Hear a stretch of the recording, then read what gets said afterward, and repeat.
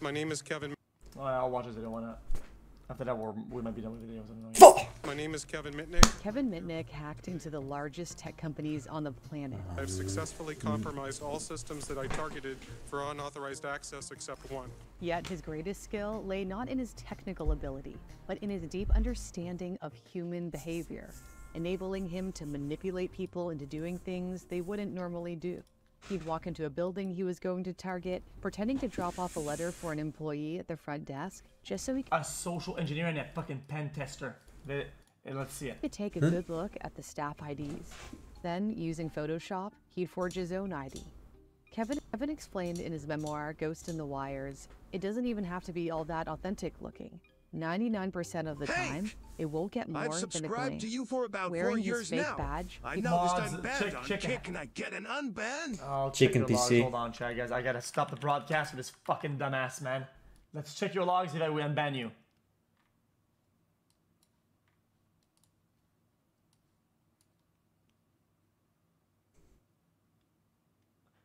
Yeah, I might unban it.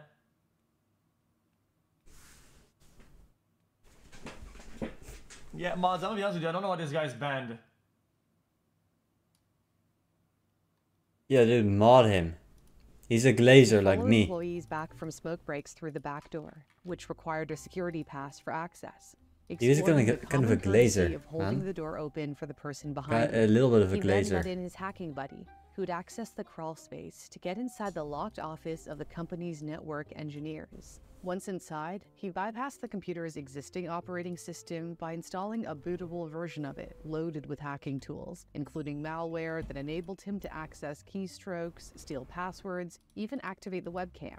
He eventually finds his way to the heart of the system, the servers responsible for handling customer transactions, and decrypts millions and millions of credit card numbers. I can make purchases all day long using a different credit card each time and never run out of numbers. Yet he never used any of the cards or any of the information he accessed. Like a kid breaking into an abandoned building, he hacked just for the fun of it.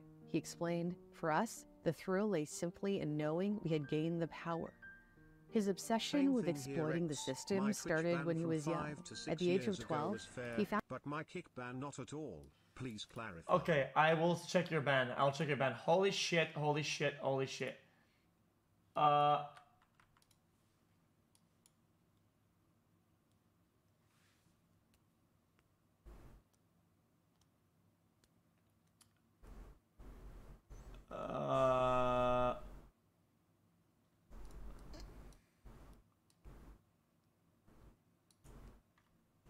Yeah, Death He's not banned, Squad. apparently. That's found a way to ride the bus in LA for free by buying a punch card and punching blank tickets he fished out of a dumpster. Kevin spent a lot of time alone. His dad left when he was 3, and his mom often worked double shifts as a waitress at various delis in Los Angeles to support them. To pass the time, he liked to perform magic tricks, influenced by the magician dad of the girl he had a crush on. He wrote, "The notion that people enjoyed being taken in was a stunning revelation that influenced the course of my life." In high school, he became obsessed with phone phreaking, manipulating telephone networks to make free long-distance calls. He loved using technology to play pranks. He and his friend Louis DePayne would modify an amateur radio to make their voices come out of a McDonald's drive-thru speaker and say things like, "I'm sorry, we don't serve cops here." But his antics were not always so innocent. When he was 17, he targeted the critical operating system of Pacific Bell, a major telephone provider in California, later known as AT&T. Posing as an employee who wanted to show 2 friends around one night, the security guard simply said, "Sure, just sign in," without asking for ID. They walked out with piles of manuals on how the system worked. But then one of his buddy's ex-girlfriends snitched, and he spent 3 months in juvenile detention. That didn't deter him. His obsession with hacking overshadowed all else. He neglected high school, passed the GED exam, and later enrolled in a technical school in LA. Dude, how do you Met the snitch woman on who would that later even, become man? his wife. Even when he moved in with Bonnie, he spent virtually every waking hour on his computer. One of his favorite targets was Digital Equipment Corporation, a leading computer vendor. He really wanted the source code, the recipe for how a product works, for DEC's new operating system, VMS, to identify security flaws. He and his friend Lenny DeChico remotely infiltrated DEC to steal the prized source code. But then Lenny betrayed him. When Lenny refused to fork over $150 after losing a bet, Kevin started calling Lenny's employer, pretending to be the IRS, and claiming Lenny was wanted for tax crimes. Lenny was so angry that he told his boss that he and Kevin were hacking into DEC late at night from the office. The FBI got involved, and Lenny started secretly recording his conversations with Kevin. When the feds arrested Kevin, Kevin said Lenny was dancing in a little circle of joy, as if he were celebrating some kind of victory over me. This hack would haunt him. Prosecutor Leon Weidman painted Kevin as a significant threat, claiming he can whistle into a telephone and launch a nuclear missile from NORAD. That might seem ridiculous now, but in the 1980s, there was a lot of fear over how technology worked. Computers and the fledgling internet were not that well understood by the general public. So the judge threw Kevin into solitary confinement, where he spent 8 months. When he was ready for release, Bonnie left him. He suspected she was cheating. After hacking into her answering machine, he discovered that she was having an affair with his best friend, Louis. Despite the betrayal, he remained friends with Louis, because there were very few people who could understand his predicament. After serving a year in prison, Kevin knew he had to tread more carefully. He needed to ensure his phone couldn't be tracked. He had to find a way of changing the electronic serial number of his Novotel PTR 825. He called Novotel and posed as one of their engineers, even calling from the noisy Consumer Electronics Show in Las Vegas to sound credible. He spoke with an engineering manager named Kumamoto, who revealed it was possible to change the ESN from the phone's keypad if you had a special computer chip containing a special version of the firmware. Kevin convinced Kumamoto to ship a few chips to the Las Vegas hotel where he claimed to be staying. He then called up an electronics store and obtained the ESNs of recently activated phones, allowing him to impersonate those devices on the network. Around this time, Kevin was introduced to a supposed star hacker named Eric through his half-brother's ex-girlfriend. Eric was super secretive. He wouldn't give Kevin his phone number or pager number. They communicated through an intermediary. After talking a few times, Kevin's gut told him something was off. Eric didn't talk like other hackers. He sounded more like Joe Friday, like a cop. He asked questions like, "What projects have you been up to lately? Who are you talking with these days?" He decided to dig deeper into Eric's background. Kevin's friend Dave at Pacific Bell set up a trap with a bait phone number. When Eric dialed in, the call rerouted to Dave's office, allowing them to capture Eric's phone number through the system's caller ID. Using Eric's phone number, he discovered his address. He called Pacific Bell, pretending to be a technician named Terry. When asked for a tech code, Kevin provided a random number. He recalled, "I knew she wasn't going to look it up. They never did. Any 3-digit number would satisfy, so long as I sounded confident and didn't hesitate." Upon requesting the address linked to Eric's phone number, the employee didn't bat an eye. 3636 South Sepulveda, Unit 107B, registered under the name Joseph Wernell.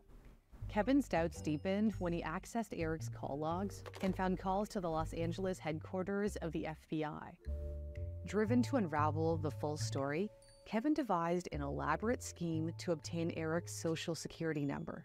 He posed as a member of the Office of the Inspector General at the Social Security Administration, responsible for investigating fraud. To gain credibility, he meticulously researched the agency's internal structure, the names of supervisors and managers, and even learned the company lingo, including terms like mods, short for modules, referring to teams handling claims. A staff member named Ann ate up his lies and gave him anything he wanted. Social security numbers, birth dates, benefits, earnings. Ann's information about an Eric Hines Sr., likely Eric's father, led to a shocking discovery. When Kevin called Eric Hines Sr. and said, "I'm trying to get a hold of Eric. I'm a friend of his from high school," Eric Hines Sr. sounded annoyed and replied, "My son died as an infant." Who really was the person masquerading as Eric Hines Jr.? Kevin remembered Eric bragging about collaborating with hacker Kevin Poulsen. He dug around and found an article about Poulsen conspiring with 2 others to rig radio contests. He recognized the name of one of the co-conspirators, but wasn't familiar with the other, Justin Tanner Peterson.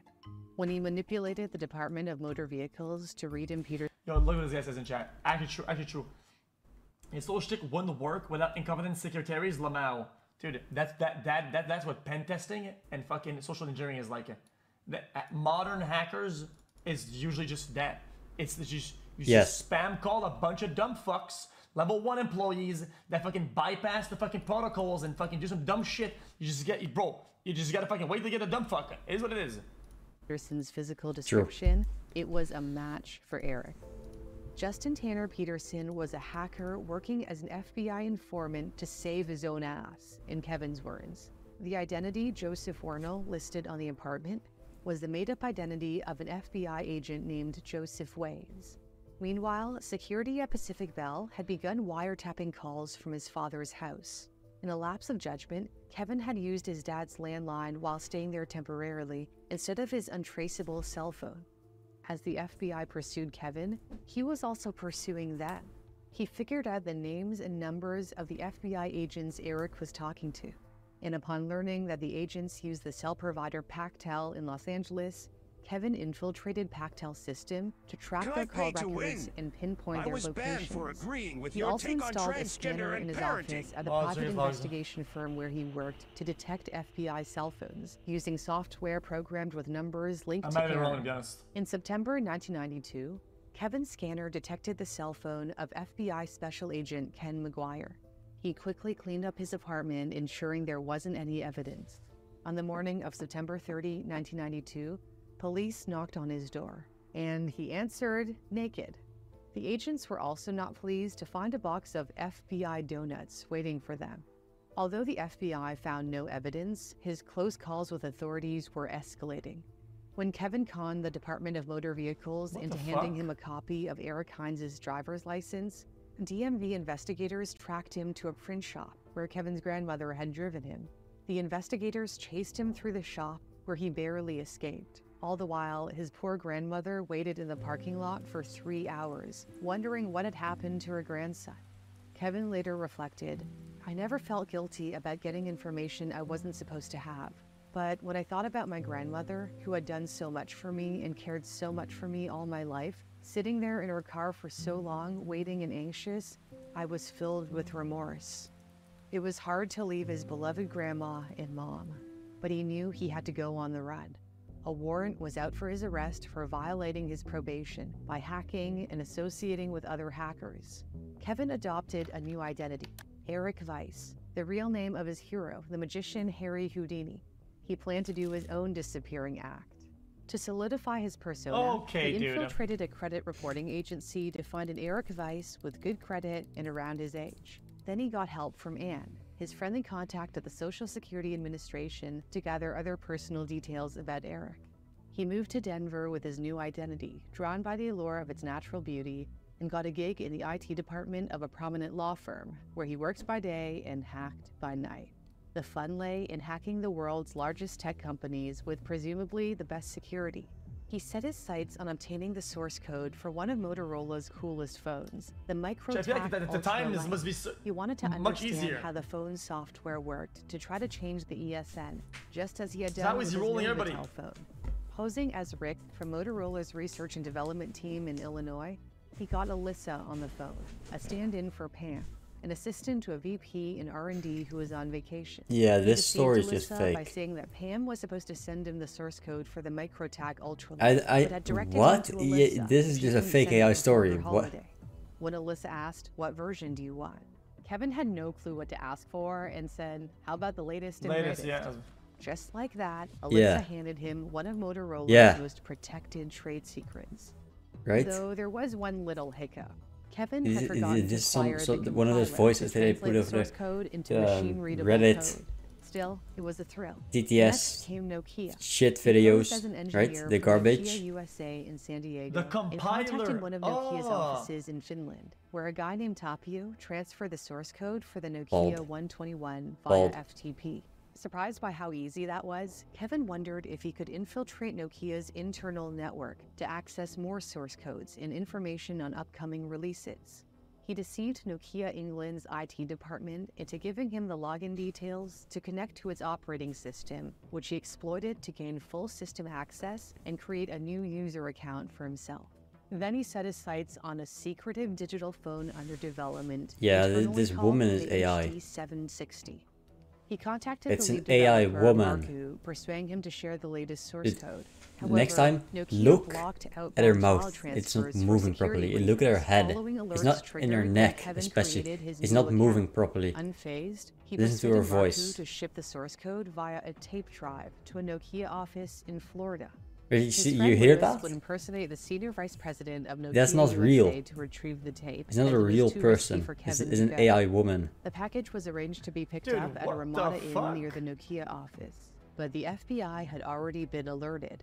Kevin became suspicious when he called the hotel to confirm the pickup, and the receptionist seemed nervous and put him on hold for several minutes. Kevin called back later, pretending to be an FBI agent. "This is Special Agent Wilson with the FBI. Are you familiar with the situation on your premises?" The manager responded, "Of course I am. The police have the whole place under surveillance." It was time to leave and become someone else. He settled on Seattle. Chad, this because isn't a of real its tech story? scene, Thai food, and good No. coffee. He adopted the identity of a baby who died, Brian Merrill, which he obtained by posing as a private investigator at South Dakota State Registrar for Vital Statistics. He had to be extremely careful about hiding his real identity. The front page of the New York Times labeled him cyberspace's most wanted. Kevin felt journalist John Markoff had wrongly turned him into a supervillain. The article was right about one thing. Kevin was eluding the FBI. Special Agent Kathleen Carson confirmed as much in a letter to a British computer expert Kevin had been in contact with. The letter read, in part, "I do not believe we will ever be able to find him via his telephone traces, Telnet, or FTP connections. Your assistance is crucial to this investigation." The crucial assistance the FBI received actually came from Tsutomu Shimamura, known as Shimmy, one of America's most skilled computer security experts. Shimmy joined the FBI manhunt because he was furious that Kevin had hacked into his system. At the time, Shimmy and hacker Mark Latour were working on a special project involving the Oki 900 cell phone. They had reverse engineered it, allowing them to change the ESN via the keypad. Eager to learn more, Kevin hacked into Shimmy's server and managed to steal files from his home computer. Shimmy was furious when he discovered the intrusion using network monitoring tools. Kevin wrote in his memoirs, "I had unleashed a hacker vigilante who would stop at nothing to get even with me." The high of hacking into Shimmy's server was short-lived. Police, armed with a search warrant, entered Kevin's home when he wasn't there and seized his electronics. They were not the FBI, but local cops who were looking into his alias, Brian Merrill. Still, it was only a matter of time before the different agencies talked. He fled Seattle for yet another could they be more to fresh this? start, relocating to Raleigh, North Carolina. He was now Michael David Stanfill, an identity he acquired after infiltrating the admissions office of Portland State University and accessing more than 13,000 student records. Remember when he hacked into Motorola and obtained the source code without securing the needed compiler? He now manipulated an engineer named Marty from Motorola's compiler supplier Marty! to FTP the Marty file to him. Banks! Marty mentioned that the Omi? FBI was tracking a super hacker that they figured would Omi. try to acquire the compiler. Little did he know he was talking to that very super hacker. High from this latest stunt, Kevin Omi woke this up one time. day to find his cell phone dead. His service provider disconnected it because the real Michael Stanfill had reported identity theft. The ruse unraveled when Kevin attempted to avoid paying a $400 deposit for new electricity customers by requesting a reference letter from Michael's utility company. Unfortunately for him, the letter was also faxed to the real Michael's address, exposing the fraud. With his deception discovered, Kevin chose another alias from the thousands he accessed from Portland State University, G. Thomas Case. The feds were closing in on him, and they were about to get a lucky break. Kevin had stored the files he this is some grabbed from fucking Shimmy's Frank server Abagnale on a type shit. community forum called The Well. However, The Well had an automated alert system that notified users when they Nils. used a significant amount of disk space. One day, Bruce Coble received an email indicating that his account for an event he was organizing was using 150 megabytes of storage on The Well's servers, which was a substantial amount at the time. Bruce discovered that the stored files didn't belong to him. They contained emails addressed to Tsutomu's work email. They were the stash of files stolen from Shimmy's computer. When Kevin tried to figure out how much the feds knew about him by hacking into journalist John Markoff's emails, Shimmy was watching his every move. Internet service providers granted Shimmy full access to their networks. Oh, dude! Referencing instances of unauthorized. Oh, dude, so you're just gonna cheat? He lose the 1v1 twice, so he's just gonna cheat. This is dog shit. I hate the story now, man. I hate it. Instances of unauthorized access to the well with the login and logout records from the internet service provider. He was a loser. Shimmy found a pattern. One account accessed the well through Netcom's dial-up modems in Denver and Raleigh. Shimmy's team traced the call in real time to Sprint's cellular network. However, Kevin had manipulated the system to use a phone number that wasn't assigned to any customer but still appeared to be legitimate. So, a Sprint engineer cleverly focused on calls placed to the manipulated number rather than from it, leading to a Raleigh area code. These connection attempts consistently utilized the same cell phone tower, indicating that the phone Kevin used to connect to the internet was in a fixed location. Shimmy hopped on a plane to Raleigh. Kevin's attempt to connect to Netcom through a different cell phone provider as a precaution was in vain. All cell phone companies were on the alert for any strange activity, immediately relaying it to Shimmy. When a suspicious data call was underway, Shimmy and his team jumped into a vehicle and used a radio direction finding device to try to pinpoint the source of the cellular this is turning radio into fucking leading Death them to Note. Kevin's neighborhood. When they intercepted a conversation between Kevin and another hacker, journalist John Markoff, who joined the pursuit, recognized his voice and shouted, "It's him. It's Mitnick." After finishing up at the gym, Kevin went home and logged into his computer. See, this is where Frank Abagnale, the guy from Get It Again, wins. Because in the movie, he says something weird in the phone where he's like a voice scrambler. Does he not? A little after midnight on February 15, 1995. He noticed several of the back doors he had been using to access various systems had unexpectedly vanished. He had a sinking feeling in his stomach that something bad was about to happen. Again! So he looked out into his apartment corridor, which gave a view of the parking lot, to see if he was being watched. A U.S. Marshal caught a glimpse of him. At 1:30 a.m., Kevin got a knock on the door. "Who is it?" he yelled. "FBI." After nearly 3 years of hiding, they finally caught him. When Kevin passed Shimmy in court, he said, "I respect your skills," and nodded. Shimmy... Don't say that. I can't believe he said that. What a fucking loser. I rooted for this guy. He's gonna give him credit that he cheated the 1v1. Returned the nod. Kevin was tossed into solitary confinement, his greatest fear. He tried to get out on bail, but the judge denied him a bail hearing.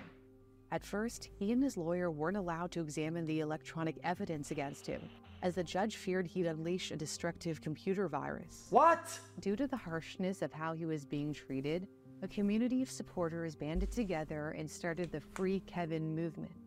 When Kevin saw the outpouring of support, it... What? No, they could just use a sandbox or a random computer that's not even connected to the internet or some shit. What the fuck are you talking about? Moved him. It meant the world to me that there was an army of people working Fake. tirelessly to support me. It gave me Fake more image. hope It's and AI. courage than they could ever know.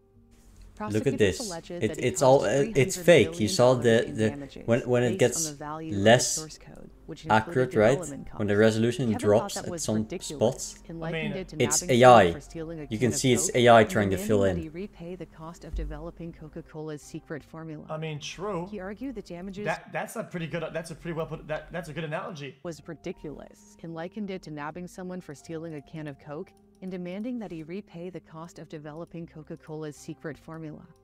He argued the damages should reflect the value. Actually, the analogy is that he asked somebody else to give him a Coke. He didn't steal it himself. Of the source code license, which he estimated to be under $10,000. Ultimately, he was ordered to pay $4,125, factoring in his ability to pay. He wasn't exactly wealthy. He had never used or sold any of the information he accessed. Kevin pleaded guilty to 7 counts, including wire fraud, computer fraud, possession of access devices, and interception of data communications. He served 5 years in prison. When he was released on January 21st, 2000, he said, "My case is a case of curiosity." Mr. Mitnick, thank you for being with us here today. After his release, his former Yeah, fake. It's AI. They should have hired him on the spot for pen testing. This is chat. You're looking at probably one of the most quote famous. Look at the text. It's AI. In these early times. And if he pen tested all the companies, I think he would have found vulnerabilities in every big tech corporate out there. The US government invited him to share his insights. The human side of computer security is easily exploited and constantly overlooked. Companies spend millions of dollars on firewalls, encryption, and secure access devices, and it's money wasted because none of these measures address the weakest link in the security chain. The people who use, administer, operate, and account for computer systems that contain protected information. Kevin became hugely sought after. Now, Kevin Mitnick is the world's most famous hacker. Kevin Mitnick is a security consultant and CEO of Mitnick Security. He used his hacking skills ethically by advising companies on strengthening their security and also shared helpful everyday advice. 0000000. And voila, stay safe. Don't trust the safes. Kevin had created a new life for himself and found love again, marrying Kimberly, whom he met at a cybersecurity conference in Singapore. But his happiness would be cut short. When he hacked into her system and found all... Kevin received the devastating news that he had pancreatic cancer, which he battled for 14 months. On July 16, 2023, Kevin Mitnick died peacefully. He was 59 years old. At the time of his passing, his wife was pregnant. Kimberly later expressed, "Our son will know you, and I am convinced he will be a mini you." Kevin Mitnick went from being the world's most wanted hacker to the world's most wanted security expert. His insights have changed how companies and individuals protect their most sensitive data. As Kevin reflected on his remarkable journey, he said it was just like magic. While Kevin never used any of the information he accessed, the reality is not everyone out there would do the same. Yeah, in 2023, Americans lost $10 billion. That woman was not 60, dude. Are you fucking dumb? Did you see her? She was not 60. Put a fucking buy Bitcoin on screen, fucking loser. What a fucking dumb fucker. Topping the list according to the FTC. And if you've ever Googled her name or her email, as I have, you'll be shocked to see just how much information is out there about you. And unfortunately, data brokers sell your information to scammers, spammers. It's a hashtag ad. And a VPN, all with